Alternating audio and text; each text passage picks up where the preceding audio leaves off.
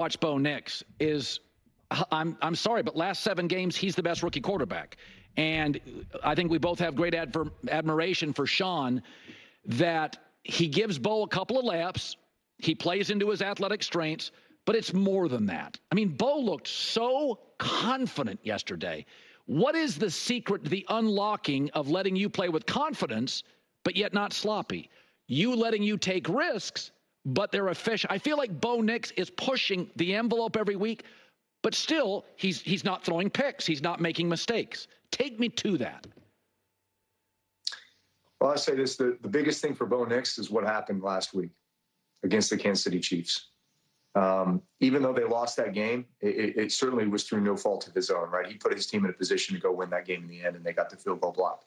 But from a confidence perspective, you basically went into Arrowhead and playing against the gold standard of organizations here in the near future, over the last few years, and you put your team in a position to go win that game. And so I think coming into this game, I think his confidence level was just at another level. And look, if you take, you knew it was going to take a little bit of time this year. Hey, he's a rookie quarterback. He's going to do rookie stuff at times. He's still developing an understanding and a comfort level with the offense. He's developing a chemistry with all of his receivers. Look, I don't think the Broncos have like any super elite, weapons outside.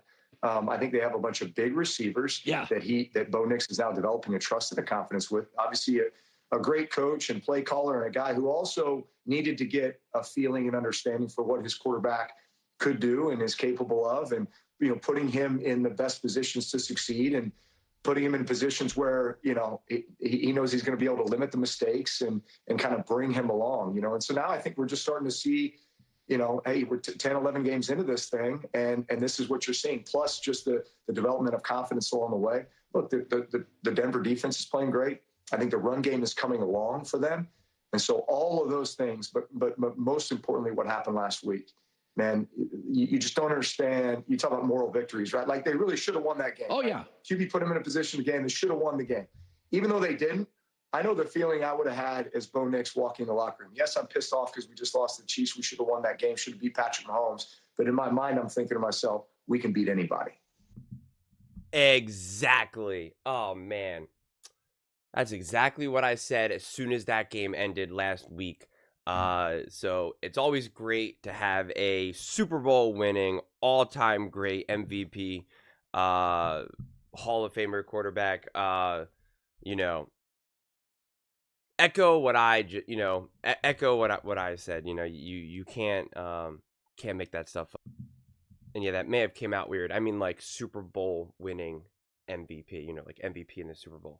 But yeah, that aside, I mean, I think it's obviously spot on what Drew Brees is saying, obviously. I mean, Bo Nix proved to be a legitimate starting quarterback in the NFL, right? I mean, like, that's just what he proved. That's what he proved a couple weeks ago.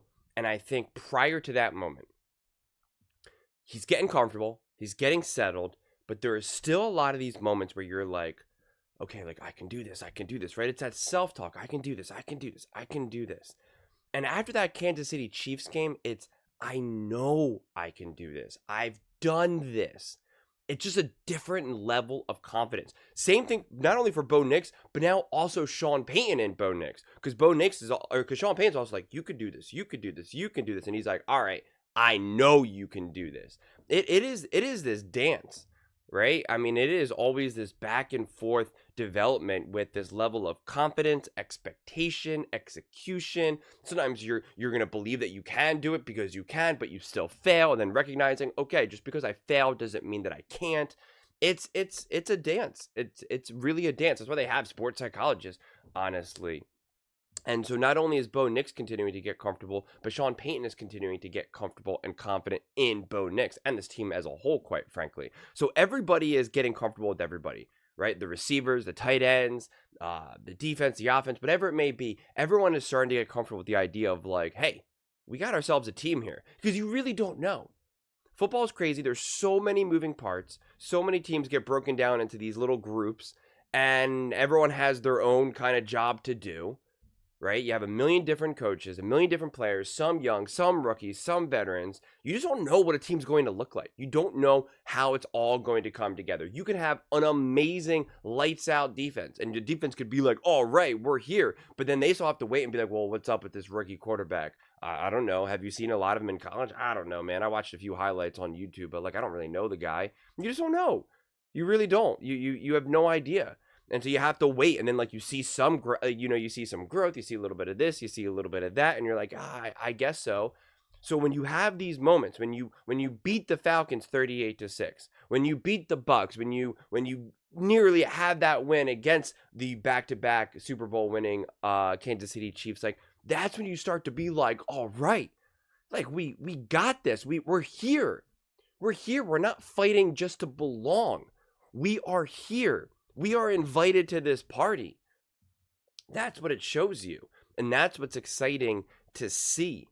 So I think, everything that Bo Nix has been able to accomplish with the Denver Broncos, and just everything that the Denver Broncos have been able to accomplish, both with Bo Nix and all the other things outside of Bo Nix, I think has just been really, really, really impressive. And I already went through the numbers. When you look and see what Bo Nix has been doing, I mean, he's got to be at the top for Rookie of the Year, right? It's really going to be between him and Jaden Daniels. It's kind of interesting. Jaden Daniels got to a hot start. Now he's kind of cooling off a little bit. Bo Nix kind of got off to a slightly slower start. Now he's kind of going through the roof right now. Right, as we can see, 84.8% completion percentage. Right, 307 yards, 4 touchdowns. I mean, it doesn't get much better than that. So it's going to be interesting to see. Honestly, both those quarterbacks, a lot of times I feel like Offensive Rookie of the Year and some of these other awards are I don't know, kind of like not silver lining awards, but just kind of like, yeah, that's pretty cool accomplishment. And these, make no mistake, these guys want to win those awards. They do. They can act like they don't. I promise you, every single player wants those awards. They always act like they don't care. They absolutely do. And then as you can even see, like in this background, right? They're like, I don't care about it. And then 30 years later, they have it like in their background when they're on a podcast or something or giving some sort of interview. It's like, okay, well, if you didn't care, where is it? So they do care. But the cool thing is about both these teams, like the Commanders and the Broncos, is that they actually have like real stakes within their division, within their conference, within the playoffs. Like there's actually real stakes involved. So this isn't just like two quarterbacks on bad teams who are just kind of like, hey, they're playing pretty good. Like these are two teams that are legit. And I'll talk more about the Rookie of the Year award in a different clip. But I just think it's awesome to see the Broncos actually playing with a purpose. If we think about last year, even with Russ as the quarterback, I know technically the Broncos, right, mathematically were in it to try to make the playoffs. I think that was pretty much after when Russ lost that game. Then that's when Peyton was like really screaming at him. If memory serves me correctly, it was essentially like after that loss, it was pretty much like, all right, we're kind of now done, or like you would really need a lot of luck. I forget exactly, but there was a moment when I was like, hey, okay, you know what? Maybe they can be able to sneak into the playoffs. But that's what it felt like. It felt like a sneak into the playoffs, and it was like, but like, what are you even going to be able to do? Like, do you really think you're going to be able to beat these teams? Like, are you really going to be able to beat the Ravens? Are you really going to be able to beat the Chiefs? Are you really going to be able to beat the Bills? Like, there was no sense that like, even if they got into the playoffs, it was like, yeah, it would be cool they got in the playoffs. Like, all right, hurrah. But like, I don't know if many Broncos fans would be like, yeah, hey, we can make it to the AFC Championship game. Let's go. Like, I mean, maybe those super, super, super ultra fans, but I mean, by all means, best luck with that. This season, although they're obviously not this like top 2 team in the NFL, right? Super Bowl contenders, it does feel that they could absolutely be insane trouble in the playoffs. That they could really make some. Again, the Chiefs Broncos face each other in the playoffs. Who you're just so positive that the Kansas City Chiefs are just going to win that game? No. The way how the Ravens are playing, you're so confident that the Chiefs can't. If the Ravens play the Broncos, that the Broncos can't win that game. You're just so confident. Like, of course I believe that the Broncos can. The way how the Broncos are playing now, and considering what the Ravens are doing, of course I believe that the Broncos could win that game. Broncos versus Bills. I mean, we already saw how close it was between the Chiefs and the Bills.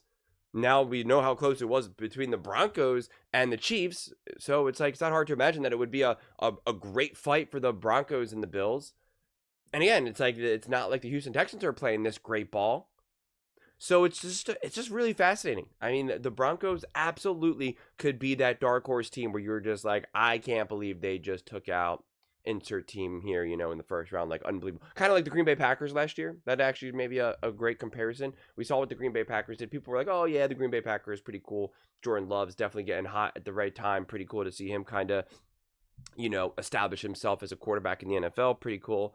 And yet, like, not a lot of people were thinking that they were going to dominate the Dallas Cowboys, right? Dallas Cowboys at home. No one saw that coming. And then the Packers had that game won against the 49ers. They had that game won. That was more about the Packers losing than the 49ers winning. No doubt. No doubt about it. And then they're on their way to the NFC Championship game. And then again, like I said, like who knows at that point? That's where it feels like the Broncos are. That's honestly really where it feels like the Broncos are, even ahead of where CJ Stroud and the Texans were last year, because that seems to be the go-to reference that everyone uses, right? Hey, no one really saw CJ Stroud and the Texans coming, and look what they did. They won a playoff game, and then there you go. But it's like they won a playoff game, and then they got rocked by the Ravens. And then now look at this season, they're kind of struggling a bit. Granted, it was a lot of injuries and stuff like that, but still, nonetheless, still a thing. I feel like the Broncos could be closer to the Green Bay Packers, where they could really stun a team first round, although they shouldn't really be that stunned if you're actually watching. And then you take a look and see who they're playing the next round, and then it's like, I don't imagine them just being blown out. Like, especially if they continue this momentum, especially if Bo Nix is actually solidified, if he's actually solidified how he's playing right now as his baseline, and it's not just like, oh, you know what, it's a few game stretch where he's just really hot, because that is technically possible. It's not to say that he's going to go back now to being like an absolute bum, but this might not, he might come back down to earth, right? Like, he probably will. He's not going to throw 85% for the rest of his career. We obviously know that. So there will be some come down, but like, how much? And so depending on how much that come down is, it'll be really interesting. It'll be really interesting to see what can this team do, because we know the defense is an awesome foundation. And if Bo Nix and Sean Payton can elevate that offense and some of the weapons that they have, I mean, what do we got here? We have a legitimate team in the playoffs that will absolutely, without a doubt, be trouble. Do you really think the Kansas City Chiefs want to face the Broncos in the playoffs? I don't think so. So it's things can get interesting pretty quickly, honestly. But those are just my thoughts. I'd absolutely love to hear yours. What do you guys all think about the Denver Broncos and Bo Nix, and how impressed are you with Nix? Just the Broncos team. What do you think the ceiling is this season? Let me know in the comments below. I read every single comment, so whether you agree with me or disagree with me, either way, let's get in some discussions. Let's get in some fights. But ultimately, let's just have some fun. And please do consider subscribing. We're building an amazing community here, and I'd absolutely love to see you part of it. I want to build something that we all genuinely feel connected to, something that we're really excited to be part of. I think we're well on our way to doing it. Please don't forget to give this video a thumbs up, as it really does help with the visibility and the algorithm. Thank you so much. See you next time.